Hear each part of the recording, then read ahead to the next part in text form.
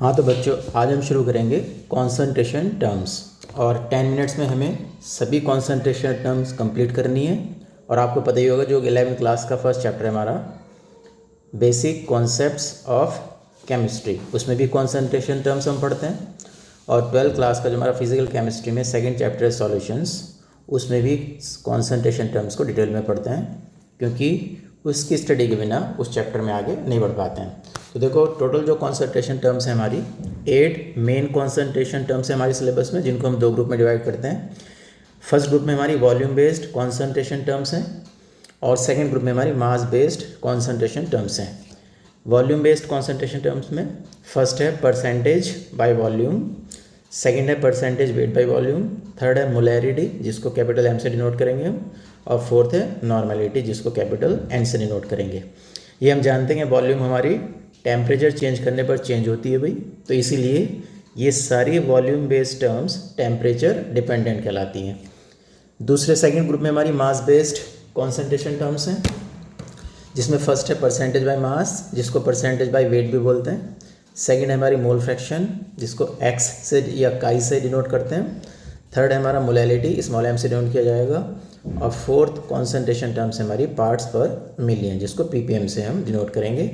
और मास क्योंकि temperature change करने पर चेंज नहीं होता है, तो ये सभी मास बेस्ड कॉन्सेंट्रेशन टर्म्स हमारी टेम्परेचर इंडिपेंडेंट कहलाती हैं, क्योंकि टेम्परेचर चेंज करने पर ये कॉन्सेंट्रेशन टर्म्स हमारी चेंज नहीं होगी। तो वन बाय वन इन सभी को हम अब देखेंगे भाई डिटेल में। जैसे पहली हमारी परसेंटेज वेट बाय वेट, तो इसको डिफाइन करेंगे हम weight of solute upon weight of solution. ध्यान रखेंगे भाई, बी जो हम यूज़ कर रहे हैं, बी यूज़ करेंगे हम सॉल्यूट के लिए और ए यूज़ कर रहे हैं हम सॉल्वेंट के लिए। तो डब्ल्यू ए का मतलब weight of solvent, W B का मतलब वेट ऑफ सॉल्यूट। तो परसेंटेज वेट बाय वेट जो आपको दिखाई दे रहा है यहाँ पर, ये परसेंटेज वेट बाय वेट, ये कितना हो जाएगा? न्यूमरेटर में क्या लेंगे हम? वेट ऑफ सॉल्यूट, और W A plus W B का मतलब क्या हो जाएगा? ये हो जाएगा वेट ऑफ सॉल्यूशन। तो फॉर्मूला क्या हुआ हमारा? Percentage weight by weight is equal to weight of solute upon weight of solution multiplied by 100। इस तरह से हम डिफाइन करते हैं इस कॉन्सेंट्रेशन टर्म को। एक न्यूमेरिकल से एग्जांपल से इसको हम आगे समझेंगे भी। दूसरा, जो हमारा डिनोमिनेटर में ये वेट ऑफ सॉल्यूशन है, तो हमें पता है वेट या मास कितना होता है? Volume into density. तो इसकी जगह हम वेट ऑफ सॉल्यूशन की जगह volume of solution into density of solution लिख सकते हैं, जैसे यहाँ पे आपको ये दिखाई दे रहा होगा। डिनोमिनेटर में हमें क्या लिखा? Volume of solution into density of solution. तो ये फॉर्मूला कब यूज़ करेंगे? अगर हमें वॉल्यूम और डेंसिटी ऑफ सॉल्यूशन गिवन हो। अब एक न्यूमेरिकल की हेल्प से समझेंगे।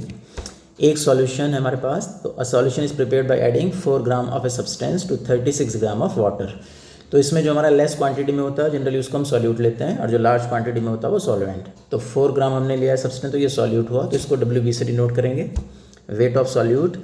और 36 ग्राम ऑफ वाटर में हमने इसको ऐड किया है, तो ये हमारा कहलाएगा सॉल्वेंट। तो 36 ग्राम इसमें सॉल्वेंट है। फॉर्मूले में वैल्यू सब्सटीट्यूट करेंगे W B upon W A plus W B, तो हमारा कितना आंसर आ जाएगा भाई? 10 आ जाएगा। ये ध्यान रखेंगे, न्यूमरेटर में हमने लेनी है वेट ऑफ सॉल्यूट और डिनोमिनेटर में रहेगा W A plus W B का मतलब सॉल्वेंट प्लस सॉल्यूट का वेट, यानी सॉल्यूशन का वेट लेना है। इसी तरह से सेकंड क्वेश्चन है हमारा, इसमें भी यही फॉर्मूला हम यूज़ करेंगे, लेकिन यहाँ पे ध्यान रखेंगे हमें क्वेश्चन में क्या गिवन है? वॉल्यूम ऑफ सॉल्यूशन गिवन है और डेंसिटी ऑफ सॉल्यूशन गिवन है। तो अगर वॉल्यूम और डेंसिटी गिवन हो तो फिर हम फार्मूला कौन सा यूज़ करेंगे? ये वाला, वॉल्यूम इंटू डेंसिटी डिनोमिनेटर में जहाँ दिखाई दे रहा है आपको। तो इसी फार्मूले को हमने यहाँ पे यूज़ किया है। परसेंटेज वेट बाय वेट कितना हो जाएगा? Weight of solute upon weight of solution, और वेट ऑफ सॉल्यूशन क्या लिखेंगे हम? Volume of solution into density of solution. दोनों वैल्यू आपको गिवन है, वॉल्यूम भी ऑफ सॉल्यूशन भी गिवन है 500 ml, और डेंसिटी ऑफ सॉल्यूशन भी 1.2 ग्राम पर सीसी। इसमें ध्यान रखेंगे सीसी क्यूबिक सेंटीमीटर है, तो क्यूबिक सेंटीमीटर या ml एक ही बात होती है। तो यहाँ पे आंसर हमारा ये आ जाएगा भाई। उसके बाद नेक्स्ट हमारी मास बेस्ड कॉन्सेंट्रेशन टर्म है मोल फ्रैक्शन। तो मोल फ्रैक्शन को हम कैसे डिफाइन करेंगे? ध्यान रखेंगे भाई। देखो, नंबर ऑफ मोल्स, सबसे पहले तो हमें क्या ध्यान रखना है? किसी भी सॉल्यूशन में किसी भी कंपोनेंट का मोल फ्रैक्शन निकालना हो तो सबसे पहले सभी कंपोनेंट्स के आपको नंबर ऑफ मोल्स पता होने चाहिए। और नंबर ऑफ मोल्स का फॉर्मूला क्या होता है? Given mass upon molar mass. तो अगर आप number of moles of solute निकालेंगे तो given mass of solute upon molar mass of solute. इस तरह सॉल्वेंट का हम निकालेंगे given mass of solvent upon molar mass of solvent वाले फॉर्मूले को यूज़ करके।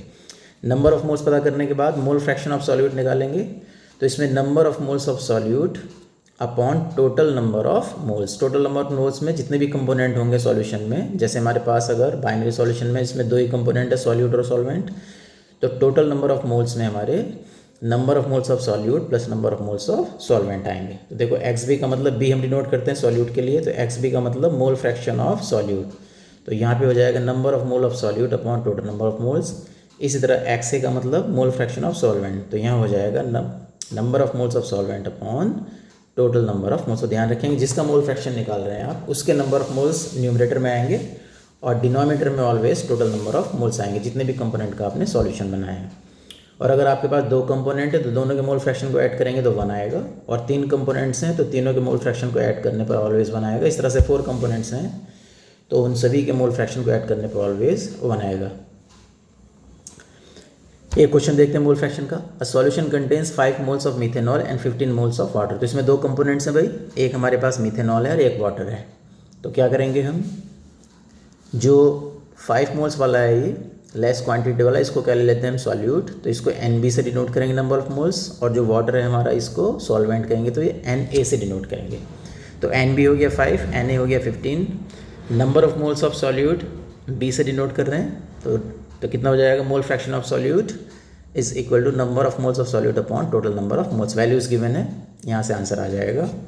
और हमें पता है दोनों का सम कितना होता है भाई, XA प्लस XB की वैल्यू क्योंकि 1 होती है, तो XB अगर हमें पता है तो XA कहाँ से निकाल सकते हैं, 1 माइनस XB से कैलकुलेट कर सकते हैं। तो इस तरह हमारा ये XA यहाँ पर आ जाएगा 1 में से माइनस करने के बाद। सीधा सीधा फॉर्मूला भी लगा सकते थे हम, मोल फ्रैक्शन यहाँ पे भी निकाल सकते हैं डायरेक्ट। तो मोल फ्रैक्शन ऑफ A यानी mole fraction of solvent is equal to number of moles of solvent upon total number of moles. तो यहाँ से भी इसको कैलकुलेट किया जा सकता था। नेक्स्ट कॉन्सेंट्रेशन टर्म्स हमारी मास बेस्ड मोलैलिटी। तो इसको कैसे डिफाइन करेंगे हम, it is the ratio of number of moles of solute to mass of the solvent in kg। अब number of moles of solute को NB से डिनोट करते हैं और मास ऑफ सॉल्वेंट WA से डिनोट करते हैं, और ये kg में है। अब नंबर ऑफ मोल्स क्या होता है, given mass upon molar mass, तो WB अपॉन MB का मतलब given mass upon molar mass हो गया सॉल्यूट का। और अगर ये kg की जगह ग्राम में है आपका डिनोमिनेटर में, WA मास ऑफ सॉल्वेंट अगर आपका ग्राम में है तो इसको kg में कन्वर्ट करने के लिए यहाँ पे 1000 से क्या कर दिया हमने, डिवाइड कर दिया है। इसको रीअरेंज करेंगे तो ये 1000 हमारे न्यूमरेटर में चला जाएगा, तो WB into 1000 upon WA into MB।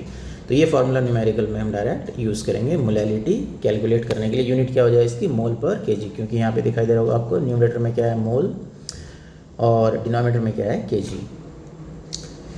इसके अलावा ये ध्यान रखेंगे अगर मोलर सॉल्यूशन है तो मोलैलिटी 1 लेंगे, सेमी मोलर सॉल्यूशन में मोलैलिटी 1/2, डेसीमोलर में 1/10, सेंटीमोलर में 1/100। इस तरह मिली मोलर सॉल्यूशन का मतलब मोलैलिटी उसकी 1/1000 होती है। एक न्यूमेरिकल देखते हैं, calculate the molality of a solution obtained by dissolving 23 gram of ethanol in 200 gram of water. तो डायरेक्ट फार्मूला यूज़ करेंगे, यहाँ पे सभी वैल्यूज हमें गिवन है, वैल्यूज पुट करेंगे तो आंसर हमारा वही आ जाएगा सीधा सीधा 2.5 मोल पर kg। इसी तरह से ये क्वेश्चन है, ये क्वेश्चन आप देख लेंगे भाई सेम बिल्कुल इसी तरह से, इसमें 3 पार्ट हमने कैलकुलेट किए हैं। नेक्स्ट की बात करते हैं हम concentration terms parts per million. तो इसको कैसे डिफाइन करेंगे, the mass of solute dissolved in 1 million part of a solution. Formula देखो, mass of solute upon 1 million part of the mass of solution. तो 1 मिलियन का मतलब 1/10⁶ हो जाएगा। ये 10⁶ डिनोमिनेटर से कहाँ जाएगा हमारा, सीधा ऊपर चला जाएगा। तो फार्मूला फाइनल क्या बनेगा, WB यानी कि mass of solute upon mass of solution into 10⁶। जैसे हमारे पास ये क्वेश्चन है, if 30 milligram of NaCl is present in 1.2 kg of solution then calculate the concentration in parts per million. तो 30 मिलीग्राम NaCl क्या हो गया, वेट ऑफ सॉल्यूट हुआ, ये मिलीग्राम में, पहले से सबसे पहले इसको ग्राम में कन्वर्ट करेंगे, और सॉल्यूशन हमारा 1.2 ये kg में, इसको भी ग्राम में, तो दोनों हमारे सेम यूनिट में होने चाहिए भाई। NaCl को भी ग्राम में लेंगे और इसको सॉल्यूशन जो kg में दे रखा है इसको भी ग्राम में लेंगे। तो वही किया हमने, ये 30 मिलीग्राम है तो इसको पहले हमने ग्राम में कन्वर्ट किया, सॉल्यूशन हमारा 1.2 kg है, इसको ग्राम में कन्वर्ट किया, फिर फॉर्मूले में डायरेक्ट वैल्यू पुट कर देंगे तो हमारा आंसर ये 25 पार्ट्स पर मिलियन आ जाएगी भाई कॉन्सेंट्रेशन। इसी तरह से नेक्स्ट क्वेश्चन है, इसको भी आप देख सकते हैं, सेम फार्मूला यूज़ किया हमने।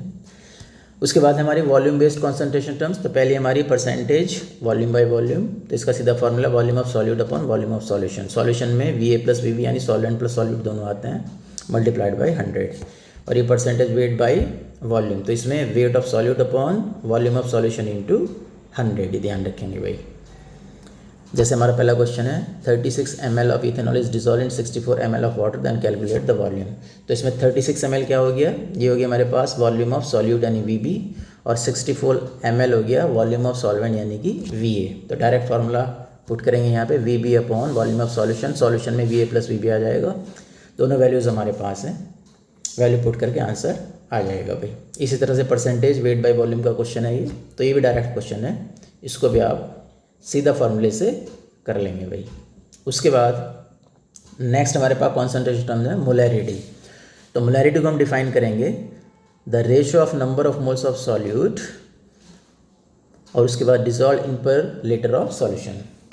तो ये सिंपल सी डेफिनेशन है, उसी की बेसिस पे हमने फार्मूला बनाया, number of moles of solute NB से डिनोट करेंगे, और डिनोमिनेटर में रहेगी हमारी वॉल्यूम ऑफ सॉल्यूशन। ध्यान रखेंगे वॉल्यूम ऑफ सॉल्यूशन है वो भी इन लीटर, और ये लीटर की जगह CC या ml में है तो इसको 1000 से हम क्या कर रहे हैं यहाँ पे डिवाइड कर रहे हैं, जिससे कि ये लीटर में कन्वर्ट हो गया। 1000 हमारा न्यूमीटर में चला जाएगा, तो NB into 1000 upon VCC। NB number of moles होते हैं, तो अगर नंबर ऑफ मोल्स आपको निकालने हैं, WB अगर आपको दे रखा हो तो given mass upon molar mass, WB upon MB से NB निकाल लेंगे हम। तो ये फाइनल फार्मूला न्यूमेरिकल के पॉइंट ऑफ व्यू से हमारे पास आ जाएगा, सेम न्यूमेरिकल में यूज़ करेंगे भाई। इसी तरह से ये formula percentage weight by volume की टर्म में भी लिख सकते हैं मोलैरिटी का, इस तरह परसेंटेज वेट बाय वेट की टर्म में भी लिख सकते हैं। सिंपल हमने वैल्यू पुट की है यहाँ पे, देख सकते हैं आप। पहला क्वेश्चन देखेंगे, solution contains 252 gram of HNO3 पर लीटर ऑफ सॉल्यूशन 35 डिग्री से कैलकुलेट इट्स मोलैरिटी। तो हमें क्या दे रखा है इसने, 252 ग्राम HNO3 पर लीटर ऑफ सॉल्यूशन। तो वॉल्यूम ऑफ सॉल्यूशन दे रखी है हमें 1 लीटर, और सॉल्यूट दे रखा है 252 ग्राम जो कि क्या है HNO3। मोलैरिटी कैलकुलेट करनी है, तो देखो WB क्या हो गया, wait of solute, MB HNO3 का मोलर मास कितना होता है 63, और वॉल्यूम ऑफ सॉल्यूशन 1 लीटर है, इसके CC में या ml में कन्वर्ट करेंगे 1000 हो जाएगा। यहाँ पे फॉर्मूले में डायरेक्ट वैल्यू पुट करेंगे तो आंसर हमारा ये आ जाएगा भाई। नेक्स्ट हमारा नॉर्मेलिटी कॉन्सेंट्रेशन टर्म, तो इसको डिफाइन करते हैं, it is defined as the number of gram equivalents of solute per litre volume of the solution. तो ध्यान रखेंगे मोलैरिटी में हमने नंबर ऑफ मोल्स लिया था पर लीटर ऑफ सॉल्यूशन, और यहाँ ले रहे हैं नंबर ऑफ ग्राम इक्विवेलेंट्स पर लीटर ऑफ सॉल्यूशन। तो बस ध्यान रखेंगे वहाँ नंबर ऑफ मोल्स है न्यूमरेटर में, और यहाँ पे नंबर ऑफ ग्राम इक्विवेलेंट है। नंबर ऑफ ग्राम इक्विवेलेंट क्या होता है, given mass upon equivalent weight. तो W अपॉन E दिखाई दे रहा होगा आपको, W का मतलब given mass of solute, E का मतलब equivalent weight of the solute, और ये नीचे वॉल्यूम अगर CC में तो इसे 1000 से डिवाइड करके क्या करेंगे हम लीटर में कन्वर्ट करेंगे, तो फाइनल फार्मूला हमारा ये बन जाएगा, यूनिट हो जाएगा ग्राम इक्विवेलेंट पर लीटर। इसके बाद ये ध्यान रखेंगे इक्विवेलेंट वेट, ये आपको दिखाई दे रहा है EB, तो इक्विवेलेंट वेट क्या होता है, molar mass upon N factor. तो यहाँ पे इस फॉर्मूले में अगर EB की वैल्यू पुट करें कितना, molar mass upon N factor, तो ये दिखाई दे रहा होगा आपको यहाँ पर। अभी N फैक्टर डिनोमिनेटर में कहाँ चला जाएगा, हमारा रीअरेंज करने पर न्यूमरेटर में चला जाएगा, तो फार्मूला क्या बना, N फैक्टर मल्टीप्लाइड बाई इतना। और ये जो टर्म है हमारी, ये टर्म क्या होती है, मोलैरिटी होती है। तो क्या बना final formula, normality is equal to N factor into molarity. Molarity हम पहले सीख चुके हैं, तो मोलैरिटी को अगर N फैक्टर से मल्टीप्लाई कर दें, N फैक्टर किसके लिए जाएगा, सॉल्यूट का, तो सॉल्यूट के N फैक्टर से मल्टीप्लाई करेंगे तो डायरेक्ट नॉर्मेलिटी कैलकुलेट की जा सकती है। क्वेश्चन देख लेंगे हम, 49 gram of phosphorus is dissolve in water to make 600 ml of solution, calculate molarity and normality of the solution. तो देखो हम मोलैरिटी की हेल्प से नॉर्मेलिटी निकालेंगे, क्योंकि फॉर्मूला क्या है नॉर्मेलिटी का, N फैक्टर इंटू मोलैरिटी। ये ध्यान रखेंगे जो फॉस्फोरिक एसिड होता है H3PO4, इसका जो N फैक्टर होता है वो 3 होता है, क्योंकि इसमें 3 हमारे पास H पॉजिटिव आयंस होते हैं सॉल्यूशन में रिप्लेसेबल, तो N फैक्टर इसका 3 हो जाएगा। N फैक्टर निकालने का जो कंप्लीट हमने डिटेल या मेथड सीखे हैं वो हमारा नेक्स्ट लेक्चर है भाई, तो उस लेक्चर को आप प्लेलिस्ट पे जाकर देख सकते हैं। सॉल्यूशन चैप्टर का वो लेक्चर नंबर 2 है भाई। तो देखो कैसे किया हमने, सबसे पहले हम मोलैरिटी निकालेंगे, तो मोलैरिटी का फॉर्मूला ऑलरेडी पढ़ चुके हैं हम, उस फॉर्मूले से मोलैरिटी निकाला। नॉर्मेलिटी के लिए क्या करते हैं, N factor multiplied by M, तो N फैक्टर 3 रख देंगे, मोलैरिटी से मल्टीप्लाई कर देंगे, तो ये हमारा नॉर्मेलिटी भी आ जाएगा। तो इस तरह से 8 की 8 कॉन्सेंट्रेशन टर्म्स हमने भाई क्या किए हैं, कंप्लीट किए हैं। इनको डिटेल में अगर आपको देखना तो लेक्चर नंबर 2 सॉल्यूशन चैप्टर का फिजिकल केमिस्ट्री का आप प्लेलिस्ट पे जाकर देख सकते हैं भाई। अगर लेक्चर आपको अच्छा लगा हो तो आप चैनल को प्लीज़ सब्सक्राइब कर लें और जितने ज़्यादा लोगों में शेयर कर सकते हैं इसको शेयर करें भाई।